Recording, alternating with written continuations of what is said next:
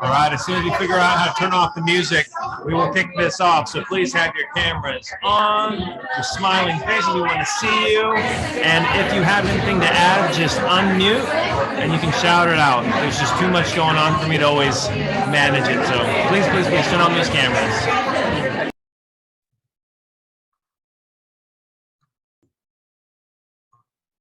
Good morning, everybody. We are going to get started. Good morning. Great to see all of your smiling faces. Man, I love that energy in this room. Anybody feel it? Yeah. I think it's scary room in the building. I'm like, open the door. We need a little fresh air. So I'm going to actually attempt to be energetic with my voice, but quiet. How's that? So I don't bother him because we need air in this room. I came in, I'm like, it is warm. You guys are fired up. So welcome. It's so great to be back from Puerto Rico. Whether you know it or not, I was just gone for 2 months on an island and I loved it. It was 80 degrees every day as it is 365. It is freezing cold here. Yeah. Oh my gosh, it is cold here. We've been up at like 5:30 in the morning out there. It is like 20 degrees. I don't know, it feels like 20, man. But it's so good to see you guys. And I'm so fired up for the year ahead. I hope you're fired up, right? I mean, nobody's gonna be fired up for you. You know, you got to kind of dial it up inside. So we got a great lineup today. We have it's my NHD. My NHD, right? Where's my NHD? Give me 5, you guys. Get up here, guys. So my NHD was sweet, and they brought us some treats this morning. Oh, right here. So we love it. They're sponsoring today's Brent Gove team meeting. Take it away. Hi, good morning. I feel like we need to quit my NHD and come work with you guys. Oh, yeah. Do it. This is a good looking group. Hi, Cindy. Well, thank you for having us, everyone. Thank you, Johnny, for the invite. Yeah. So I'm Lisa Massey, my NHD, Rochelle Trammell. She is new. She's my partner in crime. She's been with me for a couple months now. So we're splitting up territories so we can give you guys a little bit more love around here. So a little bit to remember about when using my NHD. First of all, show of hands, how many in the room have heard of my NHD? Anyone used my NHD? Oh, a bunch of people. Yay. Okay, so for those of you that don't know my NHD, we're #1 on your RPA dropdown. So what that means for you is that we are fully partnered with CAR. And with that, you get 10 million E&O insurance. Rest assured that all of our reports are compliant and accurate. We don't over disclose, we don't under disclose. We follow Civil Code 1103. And what that means is that anything that's required by that civil code is what's required by CAR. So that's what we follow. Some reports you might see that they have extra disclosures. That's fine, but it's not necessary in the transaction. We have 2 prices you'll see on our card, $74.95, which each of you will have in our little goodie bag. $74.95, which includes tax Melrose, and supplemental taxes. And if you want to add environmental, it's $20 more. It's best to just add that $20. Anything that's going to affect air, water, and soil. So think of anything that's man-made on that property. So that's why we recommend adding that environmental report. If you guys need any training as far as, red flags of an NHD, what to look for, because let's be honest, you could really fall asleep if you want to read 45 pages of an NHD report. We all read it every time. There's a test. Never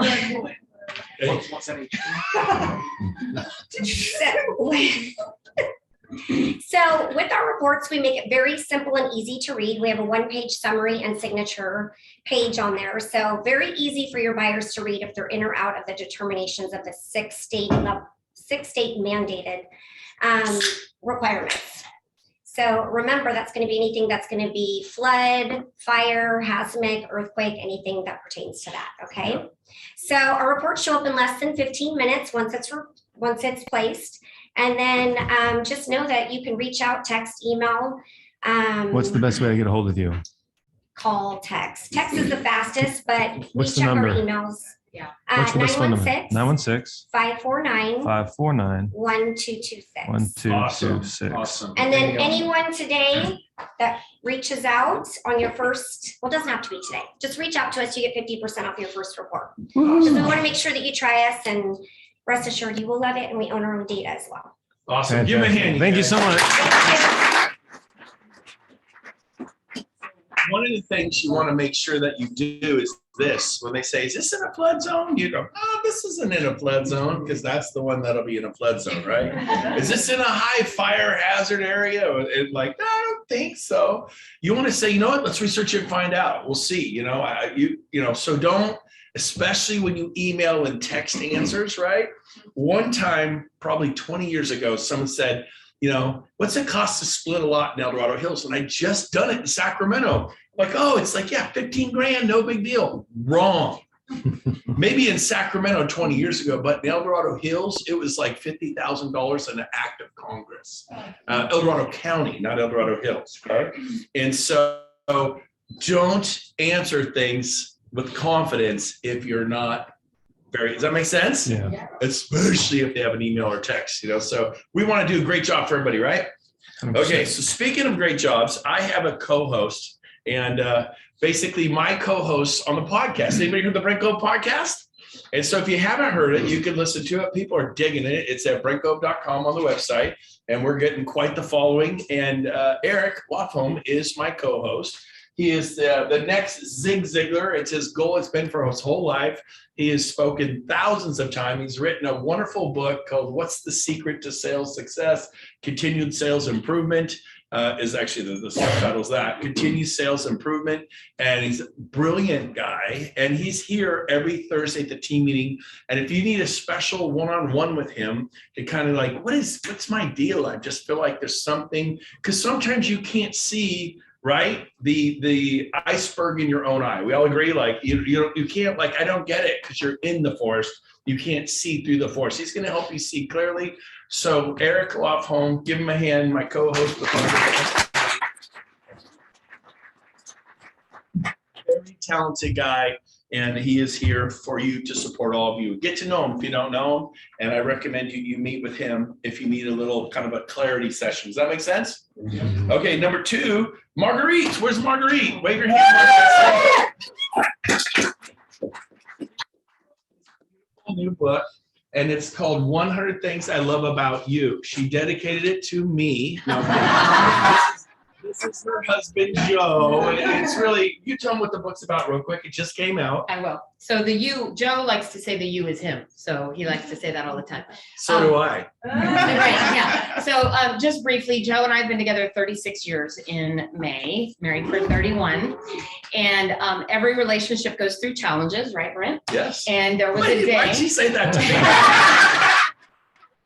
And there was a day I woke up one day and I said, today's the day. We are either calling an attorney or a counselor. You decide, right? Wow. So luckily he's a smart man. We go to a counselor. And the first appointment you go and they're like, why are you here? And he's like, because she made me. I'm like, wrong answer. Right? The second one we go and we talk about our family backgrounds, and he's first generation American, comes from old world Spanish family. So a little different, stay married till, death and all that stuff. I come from a mom who'd been married 4 times, just the one she married. God bless her, rest her soul in heaven.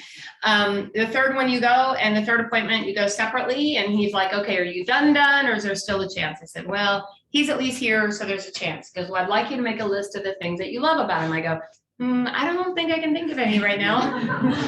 And he said, well, you strike me as a little competitive. Is there a number you can come up with? I'm like, I don't know. How about 100? He goes, well, that's a lot, but okay. So I went home after a few days. I couldn't think of any. And then he comes in one day and he puts tea next to my bed. And I go, okay, well, he makes me tea every day. So I love that. My husband is funny. He's a good dad. I started to make a list. Truth be told, I only made it to 45, but I gave him that list for our anniversary. And I will tell you that Joe did not change a thing. He didn't make a list. He didn't do anything. The only thing, and this is relative for life, is I changed my perspective. Wow. Right? And so that actually saved our marriage. And so there's a lot of little stories in there about how it's saved. And there's also the opportunity for you to make your own list for your spouse. You can give it for Valentine's Day. I have a handful of books here if you're interested. They're also available on Amazon. So thank you guys. So I'm going to put you on the spot. Okay. How you doing with Joe today? Do you love Joe? Are you doing good? I'm crazy about him, yes. But I will tell you guys that. Well, I didn't know if you were just tolerating him. No. You didn't do anything different, right?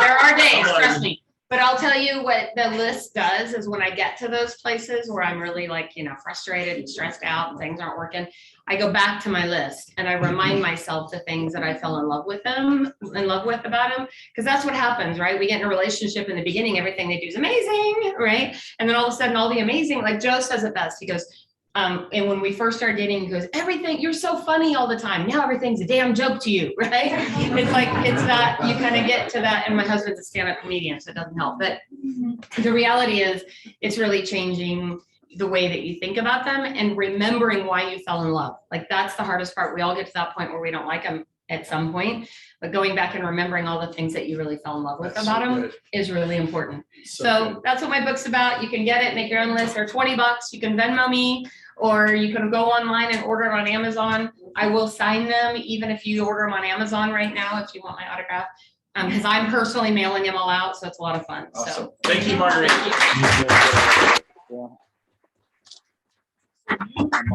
Thought you were going to I'm on come. a team meeting right now with experience. We got to mute somebody online. You guys got to mute. We were just listening to your wonderful conversation. Okay, so here's the deal. So you thought you were going to come learn about how to get more sellers and buyers, and you will. How to build your business. But really, how many think if things are going terrible at home, you're going to just kill it in business? No. And so that was really amazing. And I love what you said. Joe didn't change a thing. I changed my perspective. And so here's the deal. Your spouse has issues, but so do you. How many agree with that? Right? Yeah. I mean, so the problem is, and she just nailed it, if you start focusing on everything you don't like, you forget about what you do like. And you have a choice. Focus on what's good, focus on what's bad. The decision is yours. Even in this real estate market, focus on what's good about the market, what's bad about the market. If you focus on what's bad about the market, you'll be working at Big Five in the sporting goods department, right? You're going to bounce right out of real estate. You're going to talk about what's good in your life, what's good in this market, what you're good at, and focus on those things. Because when you start going negative, how does negative thinking affect your energy, right? How does negative thinking affect your sales? So you got to go, baby, I got this. You don't go, oh, this is going to go really bad, right? This listing appointment is going to go terrible. Is that going to help you? Mm-hmm. These buyers are going to waste my time and buy new construction. Is that going to help you? Mm-hmm. And so she applied it to her marriage. That was awesome. Thank you, Marguerite. Thank you. Okay. So I'm going to move quickly here. Keep an eye on the clock. Okay, good. So a couple things. Number one, I was at a John Maxwell event Friday, Saturday, and Sunday, or Thursday, Friday, Saturday, and it was amazing. And John Maxwell got to open it up, and it was in Atlanta, a lot of people there, and they asked me to close it. And I'd never spoken outside of real estate, so I was like nervous, so it was really a blast to close that event. But one of the biggest things I got out about it, of course, was from John Maxwell. And his big thing is, you want to make it in life.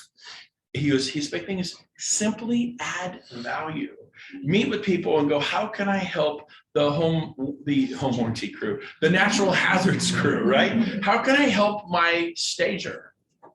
What can I do for the waitress or the waiter? Like, who can I introduce them to? I get a call from Keem. Who knows who Keem is? Keem was he was a star for UCLA basketball. He hurt himself, ended his dreams of going into the NBA. He looks like an NBA basketball player. He looks like a movie star. He's talented, good looking, but injured, can never go on to the NBA. And so what happened with Keem is this. What happened with Keem, let's change let's do one picture there so it's not too distracting. Mainly, I just want to see myself there. Yeah, okay, good. All right, but let's just be honest. So Keem calls me yesterday. He goes, I'm ready. And I'll be honest with you, I'm going, Keem, sounds familiar. 4 years ago, my dad and I met Keem in Napa, and he was our waiter. And we just went beyond your order, this and that. And he said, I go, man, you look like a freaking stud athlete. He goes, yeah, I play a little bit of sports. I'm like, where? And I was just interested in him. You hear a story about college and basketball, his dream for the NBA, and it was crushed. And now he's just waiting tables in Napa. I'm going, dude, you are so personable, so motivated, outgoing. You get that competitive nature.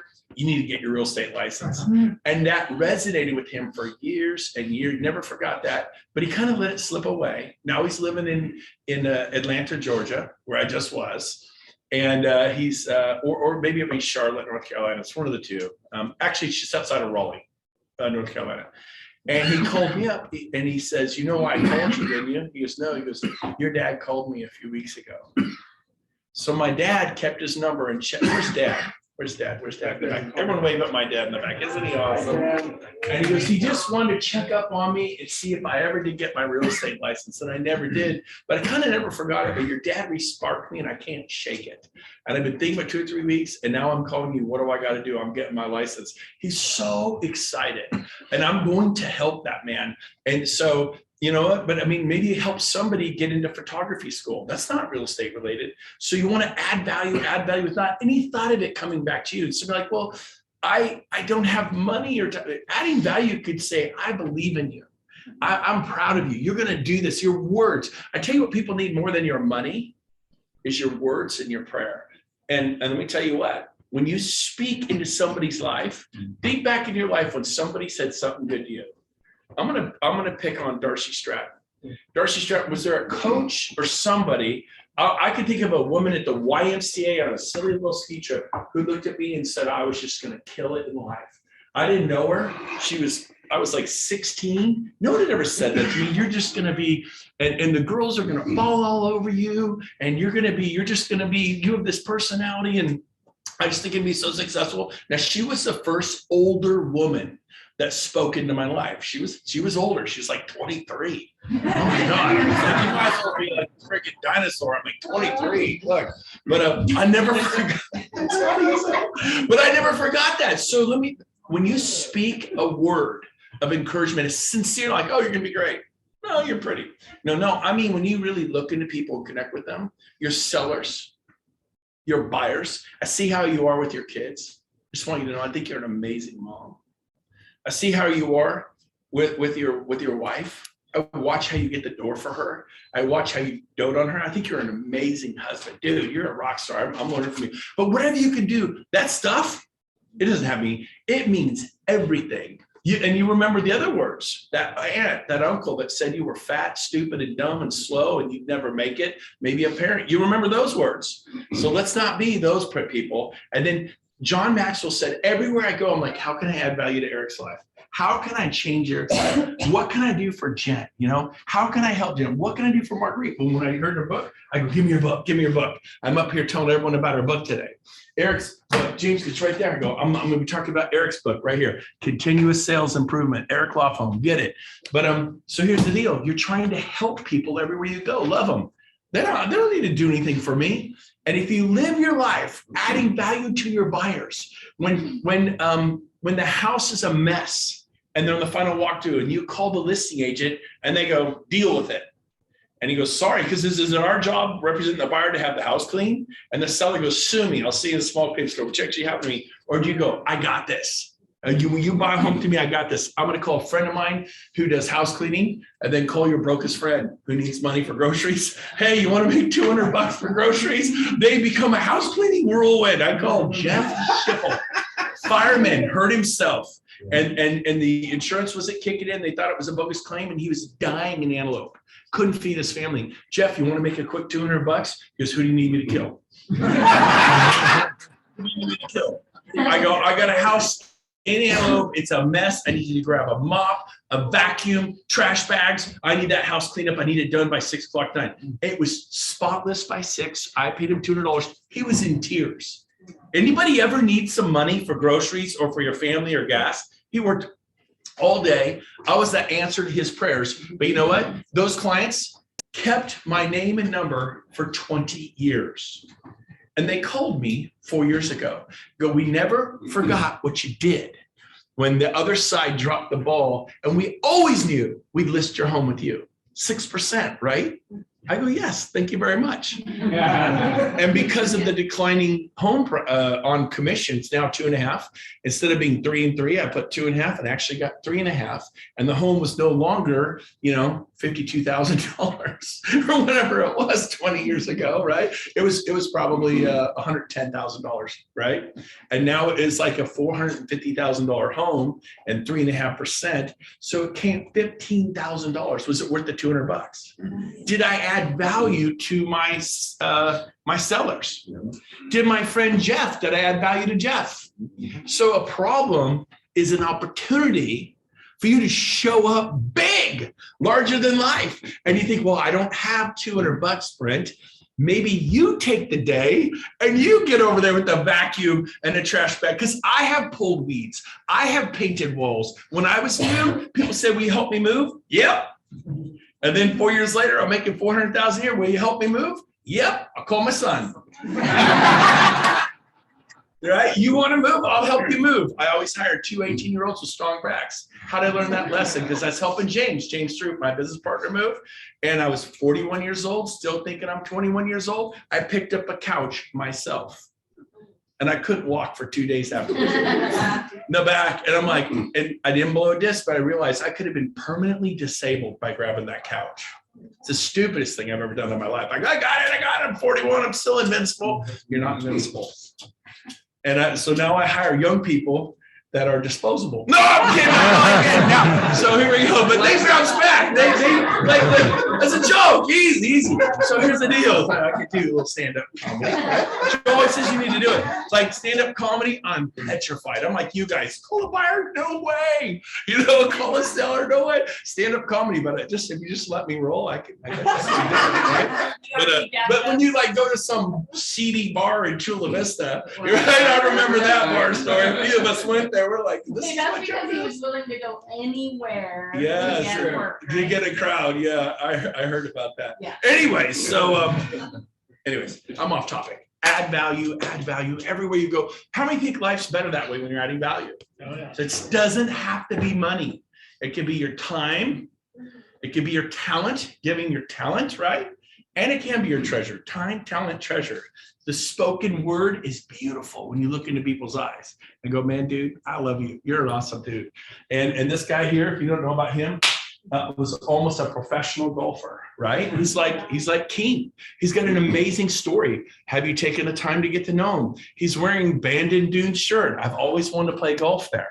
I've never played golf there. And so get to know people. They have a story. Tammy Sainers in the room. She's an amazing human being. She's freaked out. Oh my God, he said my name. Yes, she's an amazing person. She is probably one of the kindest people I know in my life. She would give you the shirt off her back. She is like zero. She's been very successful, is successful, but zero attitude, zero ego, zero who are you? She will spend time with you. But so does this make sense? Yeah. Okay, enough of that. I'm gonna move on. So we have a speaker coming on. I'm checking my time. Is Wally here? Let's add Wally. I'll save my story. I got the most amazing story from John Maxwell. I cannot wait to show it. And let's just say the word a boss. You everyone remember that word? A boss.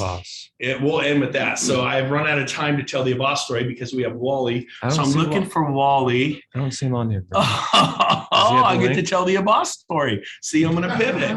Wally's not there. Where's my phone? I'm going to text him and go, where are you, dude? He's on the East Coast or something. He probably got the time frame wrong. Yeah, where's Wally? Where are you? Smiley face. Hey, Marguerite. Okay, everyone wave at him. Ready? Everyone go, oh, we're going to do video. Forget that. Hold on. Hey, Wally, what's going on, dude? It's 10:30. You ready? Hey! Okay, we're all ready for you, dude. Get on that Zoom link. It's 10:29. So maybe he's logged in. Wally, get over here. Bye. Okay, that was 14 seconds. And if he's forgotten, he'll see that. Okay, so while Wally's keeping, it's going to pop up admit, right? So we'll see him come in. So if you see Wally pop in there, admit. So I'm going to tell you a boss story now since Wally's not there. So it's December 29th. 1997. Who remembers what you were doing? Do you remember what you were doing 9/11? Right? When 9/11 happened, I was at Wood Creek golfing with my dad. And they said, small plane at the Trade Center. We all remember when O.J. Simpson was in his white Bronco going down the freeway, like, that's O.J. Simpson. I was at Crawdads on the river at the bar. Don't know why I was there, but that's not really my role. But I was there. I remember watching him, and the whole bar stopped like this, like twice as many. We're all just watching the TVs like, what? LAPD's chasing O.J. Simpson, right? And it was just pretty radical. It was like, oh, the Jews. And so what were you doing December 29th, 1997? Because a little boy was born into this world in Iraq, and specifically Baghdad, a war-torn nation. And he grew up on concrete. He slept on concrete. He never had a mattress. You think your mattress sucks, your pillow not too comfortable? He slept on concrete. He would step over dead bodies on his way to school. It was like crazy what he succeeded through. In 2006, they came to America with $100 in their pocket, a family of 4, and they landed in New York City. Anybody want to go to New York City with $100 in your pocket and say now exist? In New York City, that's a harsh climate. And so they came there, and his dad knew how to cook, so he got a job cooking at some restaurant, and they just started to survive. By 2012, they had enough money saved up. They're like, this East Coast is way too cold. You know how cold it gets in New York? I mean, it's just unbelievable. And they moved to California, and they picked somewhere really inexpensive that they could afford to live in, San Jose. 2012, I'm like, your dad went big, right? And he goes, no, we lived in a 1-bedroom, the 4 of us in 2012. Now a boss is now, what's that make him, 15 years old? So he enters San Jose. And then they just started doing anything they could to survive for money.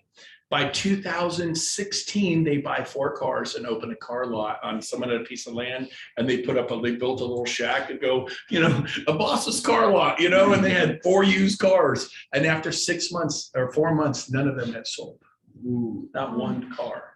And then they were so desperate, they didn't know what to do. And the boss was now 16 years old, 17 years old. And he goes, oh, I'm a wizard at the internet. And he gets on, he looked at where all the other dealerships were, and he started running ads because he was quick. All of a sudden, people showed up and bought their cars. And they're like, the boss, do it again. And they started selling more and more cars because the boss kid learned how to do ads. He's like, the old dogs, the really old people, the 22-year-olds and the 25-year-olds, they're the old people. They didn't know how to do that, but the 16-year-old kid did. And he ended up being the marketing owner of that family, and it started growing. Well, the boss, by the time he's 18, he's like, wants to do something different, wants to break out on his own. At this time, his achievements were a credit card with a $5,000 limit. So he takes the credit card and he buys this real estate course and he gets licensed. It's now 2018, something like that. And he gets this real estate license and he gets licensed. He's 18 years old in San Jose, and he's still learning to speak English. Did we mention that? And he starts doing real estate. And he's on the struggle bus. Anybody struggle in this room? He does have a mattress. He's no longer sleeping on concrete, but they're still poor. And for the next 6 months, he started calling people every day. And he called over 4,000 homeowners. He worked the phones 12 hours a day relentlessly. He got to the point where he had a headset, and then he got another headset, and he got Mojo, and it's dialing. He calls thousands of people. Nobody listed their home with him. He had no success after half a year. And he's like, man, what do I got to do? What do I got to do? And he's like, he still had a little bit of money. So he got a virtual assistant from the Philippines for like $7 an hour. And he said, what if they dial for me too? Maybe it's my accent, whatever. And they started dialing, and they started setting some appointments. And he actually ended up, from the time he hired that VA, still after half a year, no success. Now he's calling in this VA. The VA was able to get appointments. He's an 18-year-old kid. He sold 12 homes his first year. Not much, but in San Jose, it was, I think he made $275,000 once he sold. And he's like, oh my gosh. And he goes, well, if I did that with one VA, what if I had 2 or 3 calling? He gets 2 or 3 calling people in San Jose. Next year, he makes $2 million. And he bought 60 properties. That was last year. He made $2 million and bought 60 properties in the Bay Area. And it was his second year in real estate. Wow. This year, he's buying 1,000 properties because he's a sponge. He was in Atlanta, Georgia, flew from San Jose to Atlanta. A boss, I have a picture of him. I should have put it up on the screen. And me and a boss. And I think he's 23 years old. He looks every bit of 23. He had a tie on and a blazer. But I'm telling you what, the only thing holding you back is you. You are the only thing holding you back. It's not the market. San Jose, the Bay Area is super competitive, okay? It is you. And his ego, he goes, I actually go in my backyard and they live in, he's still, I mean, I don't know where he lives now, but he goes, kind of that first year or two, because I didn't even live that were nice, but he goes, I'd actually go sleep on the back patio on the concrete to remember what I didn't want to go back to. Spend the night on the concrete, like, you close the slider and your puppies are out there on the concrete. He lay out there under the stars and just remember what it was like in Baghdad. And I believe we are so comfortable. Put your coat on, don't get cold, right? Right? It's all about comfort and protecting your ego. I said it before, some of you are just not desperate enough to succeed. Think about it that way. Are you desperate enough to do what you need to do?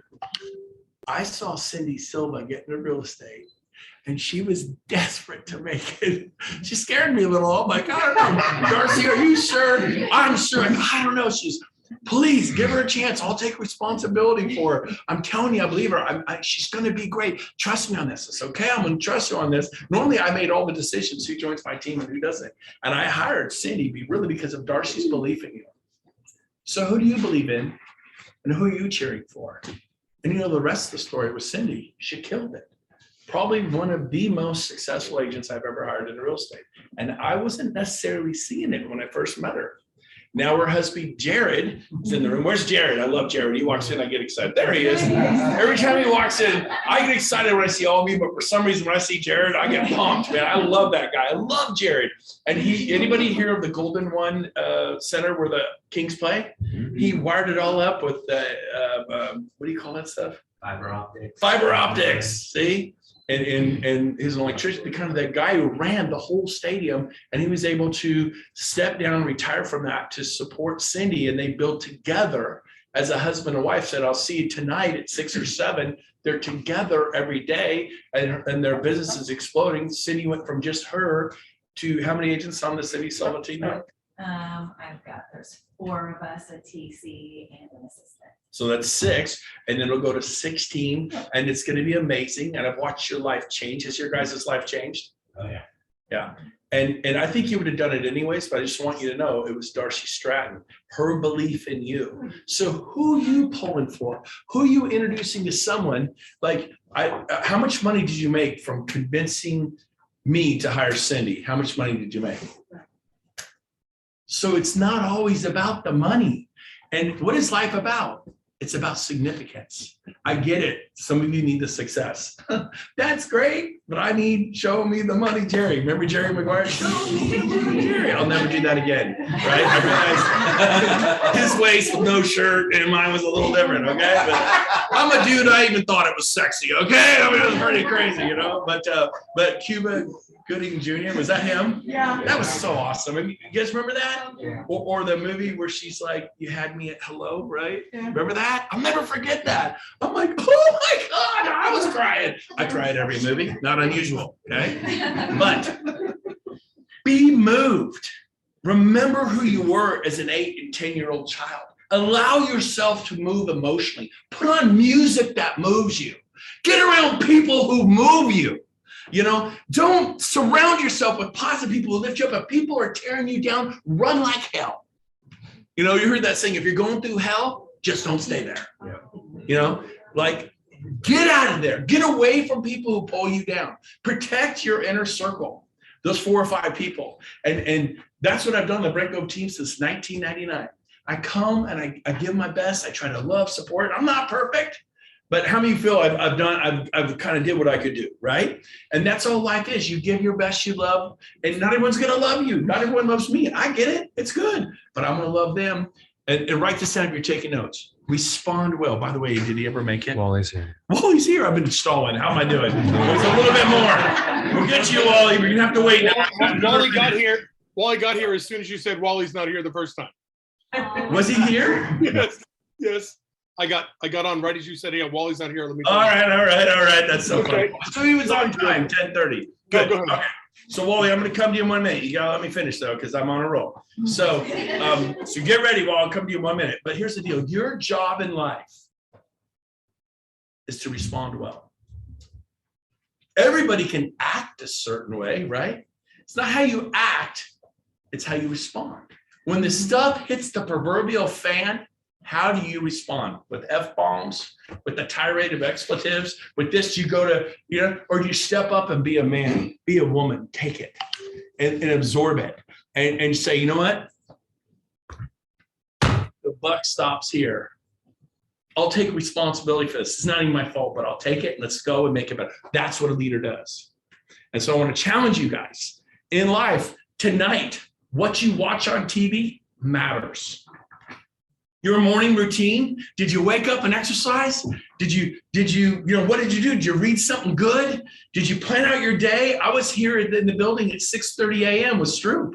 Man, we got stuff to do. We got mountains to climb. We have lives to change. We're signing contracts for 20,000 people for the T-Mobile Center in Las Vegas right now. We're planning because our dreams are so big.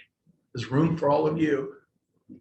How big are your dreams? Are you playing life small? Because playing life small does not serve humanity. Mother Teresa scooping people off the floor in Calcutta and nursing about the health and doing it again and again and again. She was big even though she was small. And then the Queen of England knights her and makes her a knight.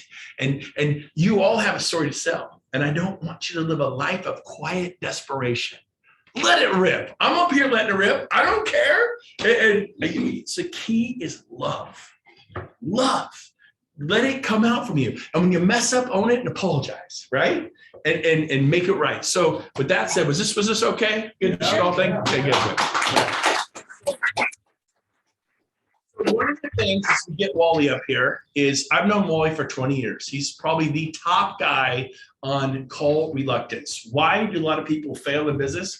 You look at a boss, did he have call reluctance? Calling 12 hours a day for 6 months, over 4,000 homeowners, 0 call reluctance. I don't have call reluctance. Chris, In Pursuit of Happiness. I said, a boss, they made a movie about your life. It's called In Pursuit of Happiness with Will Smith. It's about Chris Gardner, and they made a movie. They make movies about people. Your ego keeps you broke, and it keeps you from your goals and dreams. Forget your ego. Let it rip. Love people. Some people will be mean. They'll say nasty things. I'm just whatever.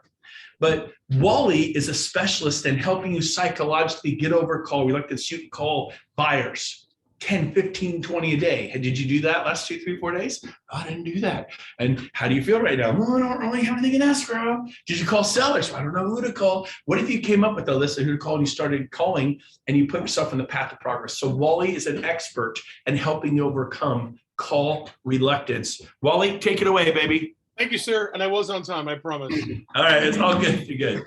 Thanks. Hey, nice to see everybody. You guys are, you probably heard this before, but you are some of the most fortunate people in the world to be working directly with Brent Gove on a regular basis. I've spoken with him. Hey, everybody.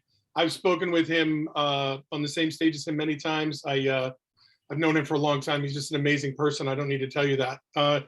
So what I'm going to do today is I'm actually going to tell you a couple stories, and I'm going to give you the five-step strategy that I share with people to help them overcome call reluctance. Okay, and your fear of the phone is not the fear of the phone; it's fear of other things, and I'll explain that to you. So, I remember, back in 1988, I was a junior in college, and I wanted to make some money, and I had always been a pretty gregarious guy, and so a friend of mine, her name was Lynn Bowman, her dad asked me if I wanted to go and sell these. Like, they were like they were small insurance policies for people who didn't have a lot of money. And so I'm like, yeah, sure. You can make a lot of money. So over the whole summer, I made one sale, and I was definitely afraid of the phone. And I remember he came in, I was probably about 2 weeks before I had to go back for football camp. And he says, this isn't working, is it? I said, no. He goes, I got to let you go. And so tail between legs, I left. And I just, at the time, it didn't really resonate with me. So I graduated from college in 1990. It was at the time the second worst year since World War II to graduate. I had an English major, so you can imagine people were hunting me down to hire me with that English major. Very, very important at that time. And so I got offered a lot of sales jobs because usually when the economy's tough, sales jobs tend to pick up, right? In fact, I don't know if you guys know this, but the term inside sales really didn't become a term and really become something that was valid as an opportunity until about 2010, when companies needed to drive sales, but they couldn't afford to fly people all over the world. And so I was offered a lot of sales jobs, and I just, I couldn't bring myself to do it, but I just didn't know why. And so I worked in the mutual fund industry for about 8 years, and I got put on the phone for customer service calls, and I started experiencing Tony Robbins and Brian Tracy and Zig Ziglar. And, finally I was at my real estate job in 1998. And I remember I had a terrible day, and it wasn't so much terrible that like, it was bad. It's just I had done a presentation in the contest and I thought I won. I came in third, and I'm sick of corporate America. I was doing well. It was 1998. I was making 100 grand a year. I was almost 30. Things are great, and I just couldn't do it anymore. So I called my my real estate mentor, and I said, "Hey, listen, what'd you do today?" He goes, "I went to the coast, rode my motorcycle to the coast, had lunch. I had 2 closings, and there were 2 checks on my desk for $40,000 when I got back. Sign me up." Took 2 months, read the real estate book, got my license, and in the next 14 months, I sold 72 houses. And the way I did it was by picking up the phone and making phone calls and just doing what I was told to do. And so I had a lot of success. I ended up helping my mentor grow his business. And in 2001, I started coaching agents. So I've been coaching agents for 22 years. And the one thing I could never figure out is, why do my clients not pick up the phone? They're paying us thousands of dollars a year to coach them, but they don't want to prospect. This may ring with you. I'm bothering them. I don't want to bother people. I don't like it when I get calls from people. I don't know what to say. I don't know who to call. I want my business to be all a referral business. I mean, there's 1,001 excuses. And so, I've gone through a lot of challenging times in my life. I had a really, really bad childhood. I had some very bad things happen to me. And I've made a lot of bad decisions in my life. In fact, I've probably made more bad decisions than any 2 of you in that room, and maybe even 3 of you in that room. And so I've had to go through a process of self-discovery to learn, where my challenges came from. And I didn't miraculously just start picking up the phone, but it did take me 10 years to overcome my sales call reluctance. So a couple of years ago, I'm working with one of my clients. Now, this guy's a fireman, okay? And he firefighter. He's got like tribal tattoos all down both of his arms. He's been a firefighter for 20 years. Not only does he go into burning buildings to take people out, he goes back in to keep taking them out, and back in and back. And like somebody you would think would be afraid of nothing. And I said, "Okay, well, your plan's ready. We got your budget in place. We got leads. Time to prospect." He goes, "Uh-uh." What do you mean, uh-uh? He goes, "Yeah, I don't pick up the phone. I can't."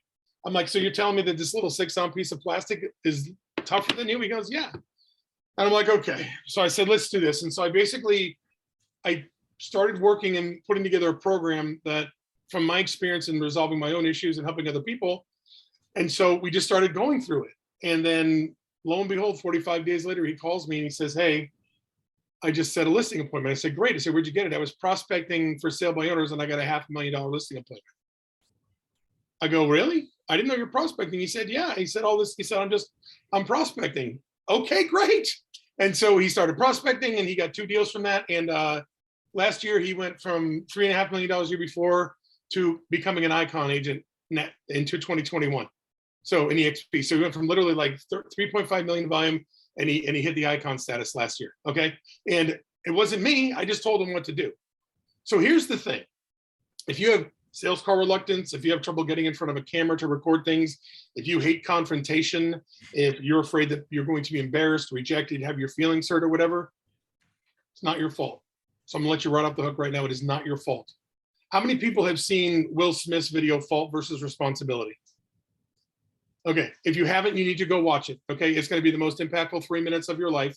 It's called Fault versus Responsibility. So here's what happens. If you suffer from any of those issues, and look, if you create a calendar and you can't stick to your calendar, if you've got this elaborate vision board with pictures of everything you want, and it starts to curl because it's been there so long and you haven't done anything with it. If you have a gym membership and you don't go to the gym, if you start a diet and you're done with it 4 days later, if you start an exercise regimen, you're going to get to 5 in the morning and that's done 5 days later. If you can't have relationships with people because you're not comfortable sharing your feelings, it is all from the same thing. And that's this: at some point in your childhood, something happened that created lack of belief in yourselves, lack of self-worth, self-doubt. Okay. For me, I was sexually abused when I was 10. I was addicted to pornography at the age of 11. And by the time I was 12, I started having sex regularly, and I was bullied mercilessly until I was 13. So by the time I was 14 years old, I hated myself. I did not like myself. I spent every day from the age of 14 until about 3 years ago not liking myself. And 2 years ago, I was sitting in this part of my house right here in a little chair, looking out the window outside my door, thinking about how I was going to kill myself. And unfortunately, it took me to get all the way to the rock bottom to decide that I was going to go figure out what was wrong. And so what I'm telling you, it could have been something. Is I've had clients who went to the gym class one day and they wore shoes that they thought were fancy and all the kids made fun of them. And then that little seed of doubt came, right? Because we validate ourselves when we're young by whether or not people like us. And this little seed of doubt popped into her head, and she's 35 years old and she's a perfectionist. Everything has to be perfect, right? And so something happened. It was trauma. You may have been bullied. You may have had a family member that said, imagine Brent Gove's dad saying to me, you know what, Brent, don't try and do anything good because nothing good ever happens to the Gove family. Or do what my dad did and tell me that I was useless and that I was no good and not worth anything. And so what happens is our subconscious is like this amazing thing, and it does two things. Its overall job is to keep us, safe and comfortable and out of harm's way. But it also is very powerful because anybody here afraid of snakes that's never seen a snake? Anybody ever gotten afraid of snakes here? If you're afraid of snakes, raise your hand. Have you ever been bitten by a snake? Has it bitten you? Been poisoned near death? No, probably not, right? But you've convinced yourself you're deathly afraid of snakes. And that's one thing that your subconscious does. It will do whatever you tell it to believe. And so if you've ever listened to Earl Nightingale, he says that, the subconscious mind is like the most fertile soil on the face of the planet. And whatever you plant there in water, it will grow. So if something happened when you were younger and you started planting these seeds of doubt, lack of belief, fear, avoidance, whatever it was, by now it's probably this giant sequoia tree, or to the point where you're not even going to try anything. It's every time you don't try to do something like, pick up the phone and prospect or get in front of a camera to do something, it just basically reinforces in your mind that, you know what, I'm not worth it. I don't deserve it. The other part of it is that your brain, when you go to sleep at night, anybody here have trouble sleeping? Having a good night's sleep? I hear that all the time. So what happens is when you go to bed at night, for those of you that are old enough, you'll remember this. Remember the librarian would put the books in the cart and walk and let the cart and push the cart and put the books on the shelf, right? A library is where they have books, you young folks. They're the little things that are bound with paper in them. And you read them actually in your hand. Okay. And some of them were banned even. So that's what no, I'm kidding. So the whole point is that's what your subconscious mind is doing. Its job is to make sense of everything that's happening. So when you go to bed at night, it takes all your thoughts from the day and all the things that you're trying to resolve, and it walks around and it starts putting things on the shelf because, again, it's your subconscious's job to keep you safe. But when it can't make sense of something because it was something traumatic or a belief system or something else, what happens is it takes the idea and it leaves it on the floor because it doesn't know where to put it. And tomorrow night when you go to bed, leaves it on the floor. And eventually it starts bumping the cart into that. And when it bumps the cart into that, you start having nightmares and you can't sleep because your subconscious mind can't process it. And then you just continue this vicious circle of, okay, I have to make phone calls. I see guys like Brent Gove making $200. I can do it. And then you look at the phone and all of a sudden you start sweating or your heart's pounding, or your stomach's upset, you get lightheaded, or you go into complete vapor lock and you just avoid it altogether, or you make excuses or whatever it is, right? Are you anybody that get ready person? I got to look good. I'm not going to make a call until I learn my scripts until they're perfect. Any of those things. So here's the deal. The reason that you're like that is because you've convinced yourself subconsciously, unconsciously, that you do not deserve the results of what's coming. Okay. If you're not doing what you're supposed to be doing, it's because you have to clear whatever it is up. And I'm going to tell you today how you can clear it up. Okay. There's 5 steps to it. And anybody can do these steps. And it takes work. It doesn't happen overnight, but it does take work. What I'm telling you is if you feel like there's something that you need to resolve, then this is how you would do it. So the first step is to find out exactly what it was. Our subconscious remembers everything we've ever tasted, touched, smelled, heard, or seen. Our 5 senses, it remembers everything. But the problem is it remembers it in a sandwich. Does that make sense? New thought, new thought, new thought. And what it does for the things that it really can't make sense of, it jams it all the way down at the bottom of the pile to the point where sometimes we forget about it, okay? And the more traumatic something is, the worse it is for you, the more it's buried. So what you need to do is you need to go get if you don't know, you need to go get a 5x7 index card and you have to write a very simple question on it. What is the source of my call reluctance? And put a question mark on it. That's it. What is the source of my call reluctance? Or what is the source of my procrastination? Or what is the source of my fear of rejection? Or whatever it is, that is bothering you, and you're gonna make 2 of them, and you're gonna put one of them on your desk, and you're gonna put one of them next to your nightstand. So here's the deal. I did my research on this, and I said, I wonder if you can talk to your subconscious. I said, Google, can you talk to your subconscious? 2.6 billion responses, right? And so it sounds stupid, and you're like, Wally, it's the dumbest thing I've ever heard. I've gotten calls from people at 2:30 in the night. You son of a bee. Yeah, I didn't believe, like they're screaming at me. It's in there, okay? But you cannot solve a problem that you do not know exists. Does that make sense? Right? You go to the doctor, you say, hey, my head hurts. The doctor doesn't say, okay, I'm going to operate. The doctor goes and finds the problem and solves the problem. So the first thing you have to do is you got to identify, where is this coming from? And you will find it because it's in there. The next thing you have to do is you have to get comfortable with being uncomfortable. And here's what I mean. If you know addicts, I was addicted to all kinds of things growing up. But if you know addicts, what happens is they go right from trigger to symptom. I go right for something that's making me uncomfortable to drinking, right from something that's making me uncomfortable to smoking a cigarette. And in this case, I'm going right from what's making me uncomfortable to avoidance, procrastination, not doing what I need to do. By going and finding this element that's been sticking in your cross, so to speak, what's going to happen is you're going to start to identify that emotion when it comes up. And now you can start dealing with it. Okay, and so there's a 3-step process that you can deal with it, right? The first part is awareness, right? When you feel that feeling come up, when it's time to make a call, when it's time to do something that you're uncomfortable with, you have to be aware that that feeling is up. So let's just call it anxiety. Suffered from anxiety most of my life. So I'm aware, I feel that's anxiety. So the next thing you have to do is you have to define and identify. Okay, that's definitely anxiety. And am I defining, what is that anxiety coming from? Well, it's probably from the fact that I'm afraid that I'm going to get rejected or that my feelings are going to get hurt. And you know what? That really is just coming from the fact that my entire life, I never believed that I didn't deserve it, that I deserved the good things, but I do. And then the last one is you have to become mindful.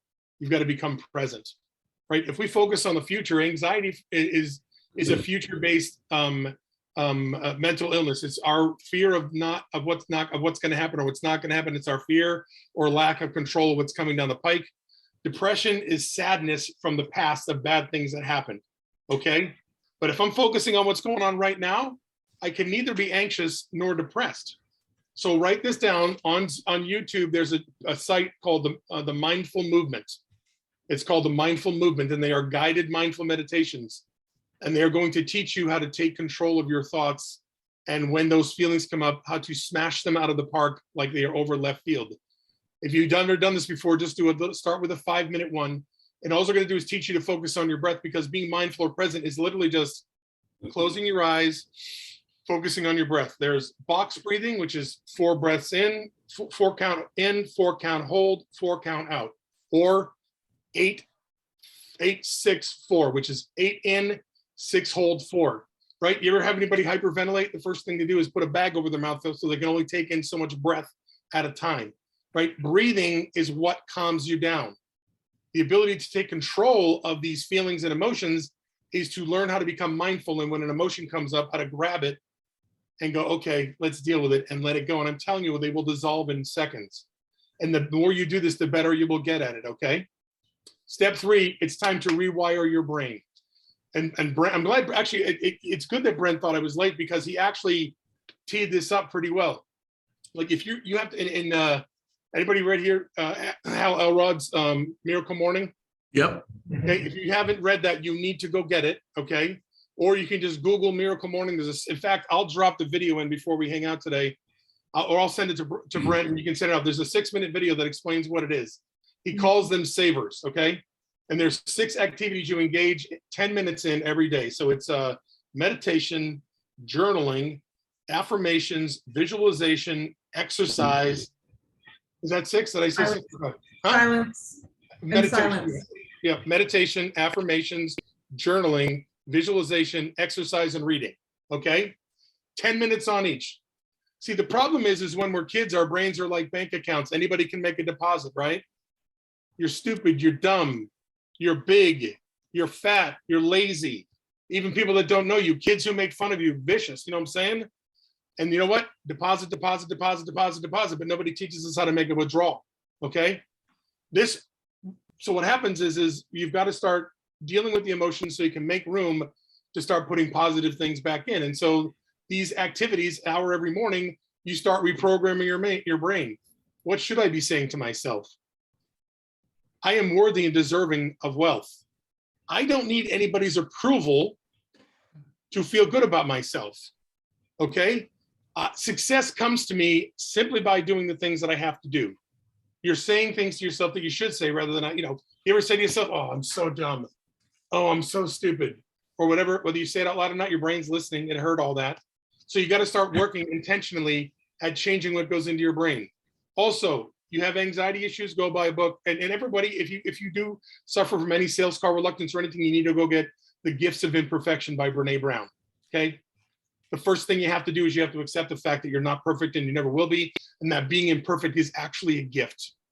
Okay? The Gifts of Imperfection should be a must read for anybody who wants to realize or needs to realize that instead of being who they think they should be, they can just be whoever they are. And that alone will give you a huge amount of relief. Number 4, what drives you? What drives you? Carrot and stick motivation is not great, right? Because if it's a carrot and I don't reach it eventually, I'm going to go ahead and I'm going to just give up. Or if I reach the carrot, there may not be another carrot behind it. Stick motivation is tough too, because stick is painful. And if I experience too much pain, I may give up. So Daniel Pink says there's 3 things we have to be able to do to remain driven forever. Number 1, it's autonomy. What do I need to do to be able to do what I need to do without anybody's help? Okay, that doesn't mean you don't want help, right? Brent grew one of the biggest KW offices in Sacramento, but he didn't do it by himself. But here's what, he knew everything he had to do to get people on board to do it, right? What do you need to do to become autonomous to sell the number of houses that you need to do? Are there scripts and dialogues you need to learn? Do you need to learn how to manage your time better? Do you need to learn how to manage your state? Do you need to learn how to do your listing presentation and buyer presentation better? Whatever it is, you've got to make sure that you know what it is that's going to allow you to be autonomous. The second thing is mastery, right? Mastery is amazing. I'm very blessed. I got hooked up with the right people early on in my real estate career. I've been coaching for 22 years. I spend a lot of my time helping people not just overcome sales call reluctance, become amazing on the phone. And I'm saying this from a position of confidence and not arrogance. There's not an objection that anybody can give me that I cannot handle. I'm not saying I'm going to get somebody to say yes, but I've got an answer for everything, which my mother loved as a child, by the way. My mother loved that about me. Well, my point is I've mastered it, so I know I can pick up the phone at any time and make a sales call, and there's nothing somebody can say to me. So what do you have to master to be able to do what you need to do at a high level, right? Everybody who joins EXP knows that they have to perform at a certain level and make a certain amount of money to take care of their family so they can move to where, the pot of gold is. But you're not going to get there until you can build your business to where you need to go. So what do I need to master to get to that level? And then the third part is your purpose, and that's actually step 5. What is your purpose? What is your true why? Okay. Simon Sinek wrote a book called Find Your Why. He wrote Start With Why for businesses, but he wrote a book called Find Your Why because he wanted to adapt it to individuals. Okay. There's 2 components of finding out your true why. And real quickly, okay? Number 1, your children are not a why. A car is not a why. A house is not a why. $1 million in the bank is not a why. That's a what, okay? Your why is 2 things. Number 1, it is born out of pain in most cases, okay?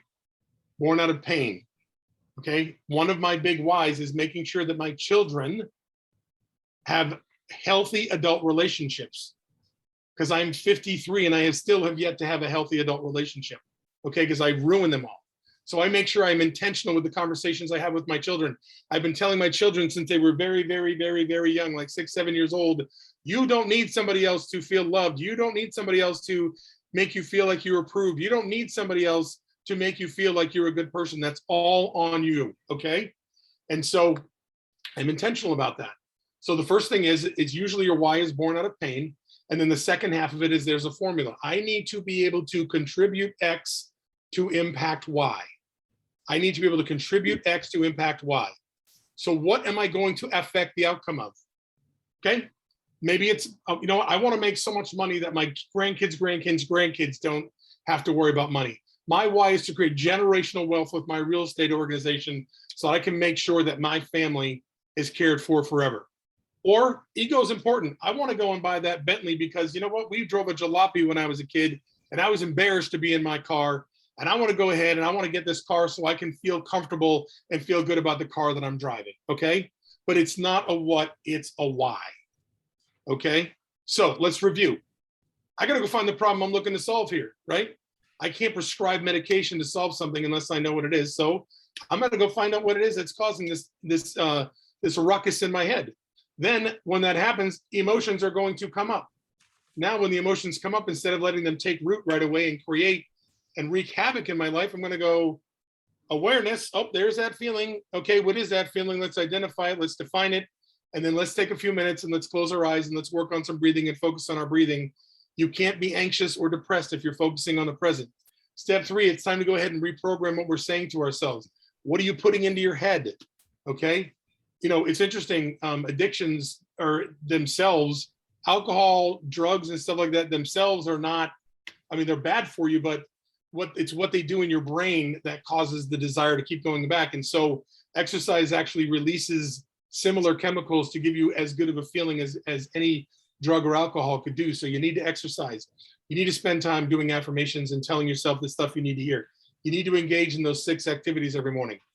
The next thing is you got to sit down and think about what the heck, what do I have to master? What do I have to become autonomous at? Like, I'm sick of playing at a low level. What do I need to be good at so I can sell houses on a consistent basis and not worry about what I'm going to do in the next 2 months?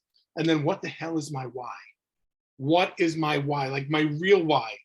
Not this thing I have on a poster board with a picture of a house or something else, but what is it that I never want to feel again? And what am I going to do to make sure that I don't ever have to feel that again? Okay. And if you get engaged in those steps, okay, you will see changes literally in like 2 weeks. Okay. I had people that I work with that they go through my class, after the second week, they were already prospecting. It was crazy. So, I mean, that's pretty much it. May I give them my Facebook page so they can go? Yes, yes, absolutely. All right, so First of all, give Wally a hand, everybody. Thank you. Thank you. They're very kind. Very kind. So let me see here. I'm going to put it in the link here, and hold on a sec here. Why is that doing that? Sorry, I'll put my, and you can, and also I'm going to give you a URL. I have a free course that you can kind of go through to take a look at. I kind of take you through the process if you want to go through that. So anyway, I'm going to put the link in this chat here of the group itself, and it's called Phone Sales Secrets. I do interviews, I do podcasts, I do lessons, I do calls. And then if you go to Phone Sales Secrets.com/go, there's a free course, a mini course where I kind of take you through that stuff in a little more detail. Does anybody have any questions? Good. Thanks, Wally. That was money. Go ahead. One other quick thing, okay? I used to lay in bed wanting my pain to go away, praying to God, and I believe God does what he's supposed to do and that he does help us. But I used to wait, please, because I weighed over 400 pounds for probably 15 years, from 2006 until several years ago. I would be like, hey, I just want to wake up and be healthy tomorrow, okay? Prayer is only part of the answer. You still have to take action. And unless we make the changes ourselves, nothing's going to change. But I promise you it's all in your hands. And while it is hard, it's a lot easier than you think it would. I appreciate you guys making time for me today. Thank you so much. Thank you. Thank you. Okay, so we're gonna wrap this up. Wrapping it up. He said a lot of deep stuff. We all agree? Yeah. And some of you right now may be a little overwhelmed. It's like heal thyself. Get a coach. It's time. There are coaches that you can join group coaching for $100 a month, $200 a month. It's affordable. You think, I don't know. You add up what you spend at Starbucks and Pete's and whatever else. You can afford it. Bet on you, invest in you. I can get you in coaching programs that are $100, $200, $300 a month. There's other coaches that will charge $500 and $700 a month. Randy Bird's $1,000 a month. Bill Pipes is $1,500 a month. Different high-level elite coaches, depending upon where you're at. If you just started, you're like, man, I'm busted. Get in coaching. I don't make a dime from any of that. It's just, there was a lot there. You heard years and years of pain and of reading books, the self-discovery, where he's just finally at a point where he doesn't hate himself in the past 2 years, right? And I think he said he was 53. Is that right? You know, so that's a long time to be on planet Earth. What if you could jumpstart and avoid 20 years of pain? Anybody here? And so, you know, and then take people, if you're struggling in your marriage, go to coffee with Marguerite, talk to her. When I didn't live at home for 10 months, I called Marguerite and I pulled over and cried on the side of over there. And still brings me back. I slept at Barry's house for 10 months in Gary's room. Gary slept with his son Andrew. Who do you got in your life? Who's going to be there for you when it doesn't go well? And who are you there for? And so don't think you can kind of do all that over 10 or 20 years, 30 years, or you can jumpstart it. I've spent 7 days with Tony Robbins on a relationship event in Austin just now. I'm still in marriage counseling. It's been 10 years. We're doing great. We were committed to doing it. It's like Kaizen, the Japanese word for constant improvement. I mean, yeah, everything's good. Forget good. How about amazing, great, spectacular? I'm so in love with my husband, my wife, my kids. And so we work at it. And so I want to encourage you, get a coach. Get a coach. And maybe have a discovery meeting with Eric here. I pay him. He'll do one meeting with you, no charge, and kind of identify what's going on. But there's different people. Text me if you want me to go. Okay, here's my budget. Which coach do you recommend? Try a coach. Well, I tried one, it didn't work. I've been to events I went to personal development that I didn't think were valuable and good, but I went to others that were life changing. The Tony Robbins one, it was 7 days a week. It started at 9 in the morning, ended at 1 or 2 the next morning. 9 to 9 is 12 hours. To 15 to midnight is 15 hours. It would go 16, 17 hours a day for 7 days straight. The last day started at 9, ended at 5 the next morning. 9 to 9 is 12, 15. We did 20 hours on the last day. There was a party that started at 8. Tony was filling it. We just kept going. The party for 450 people, the food, the servers was there at 8. And at 5 a.m. that party started. And they paid all the staff overtime and they all waited for us. And it was crazy. It was just, Tony's insane. Nick's a little insane. But let me tell you what, I remember thinking, oh, why did I wait 31 years to hear this? I learned so much. I've already learned so much, but you never stop learning. I got it. I don't have it. I don't. I'm a work in progress. I got lots of problems and struggles and things still, but I'm getting better every day. And right, who here's like, right, constant improvement, get better. You can do great. And then one of my daughters does struggle from perfectionism, and I'm going to get her that book. I was so excited. Please don't ever come to one of these again, either online or here without taking notes. I'm begging you to take notes.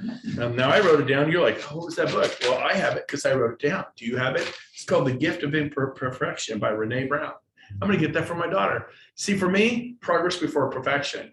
I go out there. I am so okay not doing it right. I'll do my best. That's all I tell my kids. Do your best. If you get an F and you did your best, let's go out to dinner and celebrate that F, baby.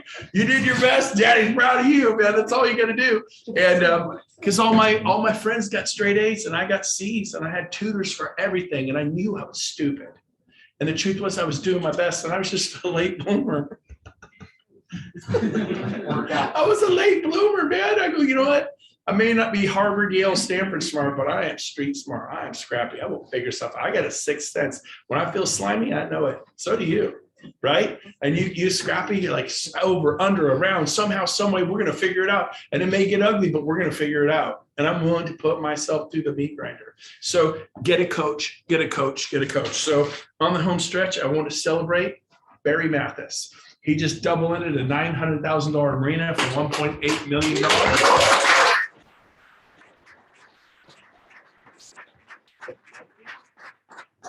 And it looks like he may have sold one. That was 9.75.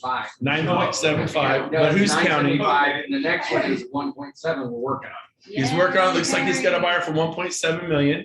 And then you're also, I think, writing an offer or something crazy. Is that the one you're writing the offer on? He's writing the offer on. And now he is the marina expert. Who wants to be the marina expert at 1.9 million a pop? You know, 60,000 a pop or whatever it is. Is it normal commissions like real? Is it different? No, it's normal. It's whatever I say it is. It's my so It's 10%. Boat sales were up 14% this year. So there you go. Those staycays, let's go on the boat, right? Okay, last thing. If you, something good, tell me. I'd love to celebrate. Not here, I know you guys are closing deals left and right stuff, but let me know. We want to celebrate you and your wins. Finally, our lead generation mastery class is coming up February 24th. I heard it was announced at the PCAR marketing meeting. It's at Placer County Board of Realtors, and that is 10 to noon at PCAR. This is a big deal right there. This little baby. Go register. It's a free event. There'll be 400 or 500 people there. And it was like, oh yeah, I'm going, Brent. I'm going, Brent. It's not about you coming. It's about, hey, you made it. I didn't know you were going to be here. Yeah, I'm here. She's been there the whole time. It's on a roll. Anyways, Gotta get tickets. that threw me off. Yeah, Okay, tickets. I'll get there. Tickets. So get a ticket to this, but it's not who you bring. it's about who you bring. Drew hit it. And it's about who do you bring to this event. Bring 2 or 3 guests from Realty One, from Independence, from KW, from Remax. We're not talking about EXP. That's why PCAR, that's a non-recruiting thing. We're adding value. Let's help them get buyers, get sellers. There'll be energy in the room like there was when you came in here. And guess what? They go, okay, that was really cool. Tell me about EXP, because it's all going to be EXP speakers. And we don't flaunt it in their face. Nothing will say EXP, but they know darn well. And that has been the secret to my success, is I brought people to and I say, then go back to Keller Williams, go back to Coldwell Banker, go back to Sotheby's and go prosper, go back to Lions and go do well. Century 21, go do well. And be okay with that. Genuinely be okay. If they want to be at Century 21 for the next 20 years, you got to be okay with that. Are you? I am. I'm truly okay with it. And then if they want to come our way, and all of a sudden when they join, you get stock. When they join, you get revenue share. And that's a whole nother beautiful thing to adding value. But first, let's help them prosper, because they have little kids at home that are counting on them to earn money. And if we can make their lives better at Lions or Century 21 or HomeSmart, let's do it. That's who we are, right? We're bigger than life. We give, we love, we serve. You guys with me? Amen. So on that note, Erica. Hi. Oh my gosh. I don't know how I was looking the whole room. I kept slipping by you. Where's that pen? I had that pen in my hand. It's right here. So this is Black Sparrow TC. And Erica and her sister Brittany are a team. They do TC work. They've handled as many as 60 files a month. And they have a special for you.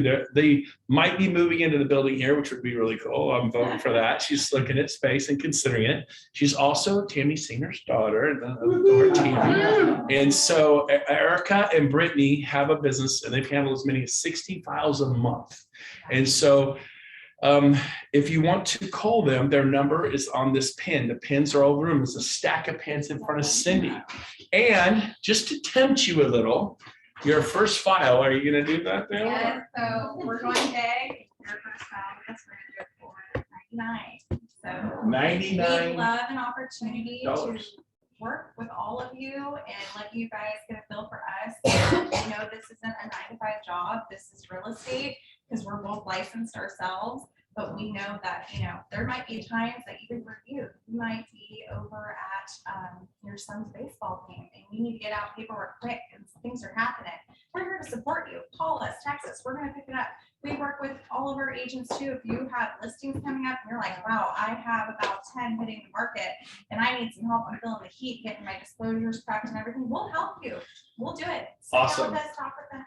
Now, not everybody online, this will be seen like 500 times online. Not everybody has your phone number. They can do this in California, Yes. anywhere in California. How many clients do you have in Central California? Oh my gosh. 10, We have a 15, couple of 20? Yeah, we're pretty much have taken over a few brokerages down south in Central Yeah. Valley, but So they do Sacramento, they can do San Diego. So in California, when people watch this in other states, can't help you in other states, but they are TCs for California.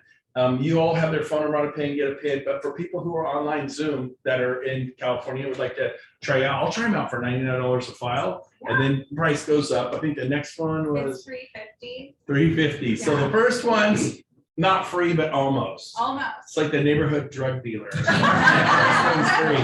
So what is your phone number for people online? So my number is 916-517-9580. Hold on, let me say it again. 916-517 9580. 9580. Somebody put that in the chat bar for everyone online, and you were gonna say something. Go ahead. Oh, no, you can call me, text me, let's talk, meet for coffee. I'd love to meet all of you. Obviously, if we have this whole room, we might have to have a big meeting. Yeah. But anyways, I'd love to discuss this with all of you. Wonderful. So again, that is Erica and her sister Brittany. They're a team of beautiful, beautiful women, and they will do a great job for you. I can tell you that they're bubbly, they're smart, they have a great attitude. So if you think, I could use a change, or maybe you'll see what it's like to try a different TC, maybe you like the level of service, you'll be blown away. So I just want to give them a little shout out. I'm adding value to them. How much you paying me for all this? Nothing. There's got to be getting something. Trust me, I'm the king of getting nothing. You can have a But I get plenty, right? By everything givers win. Takers take, and they have whatever life they have, but givers win. It's so rewarding. We went over today. This will not happen next week. I apologize. I will be here next week. We'll make sure we end at 11. Love you all. Thanks for being. We'll see you here next Thursday, 10 to 11.